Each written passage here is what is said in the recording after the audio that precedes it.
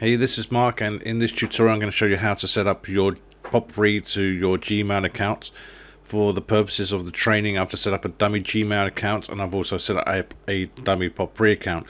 Now, you will need two pieces of information before you get started. You will need your email address that you're going to be adding on, and this will become your username, and you will need your password as well. Again, I've set up dummy accounts for all of these, again purely just for the training purposes.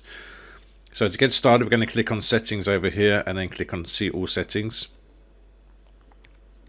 Once you see all settings, click on accounts and import, and then you're going to be hitting on two sections here. So send email as and check email from other accounts. So let's just add the email first. This will bring up this box, which is your email address that's going to go in there.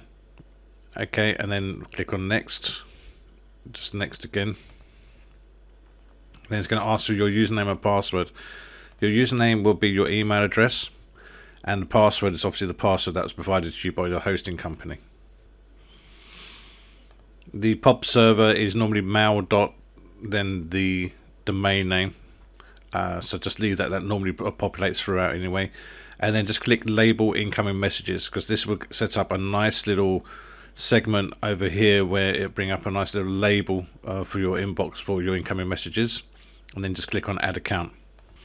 Next it's going to ask, do you want to be able to send as? So the answer to this is yes, because you want to be sent out as well. So we click on next. Name, this is just a name I've come up with, and then it's asking me for an email address, which is the mark@businessmachine.biz. Again, it's going to ask me for the SMTP server, which would normally be mail dot, and then it'd be the domain name. The username again is your email address, and the password is the password that you set up beforehand.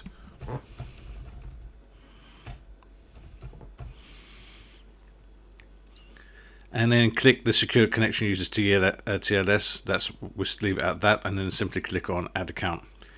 Now it will come up with this box. It's asking you to verify your account, and what will happen is, as you see down here, I've got a nice little label has been set up for the business machine here. What will happen, it will send through an ID code through to that, so when that comes through you can put that in there. Okay, so the Gmail sent me through a confirmation to the main inbox here. You can see it, but it's also appeared here in my new account I've set up. So if I click on this, it's going to give me a confirmation code for setting up that account. That's it, job done. Don't forget to click on the subscribe button to be notified of more great videos from the Business Machine.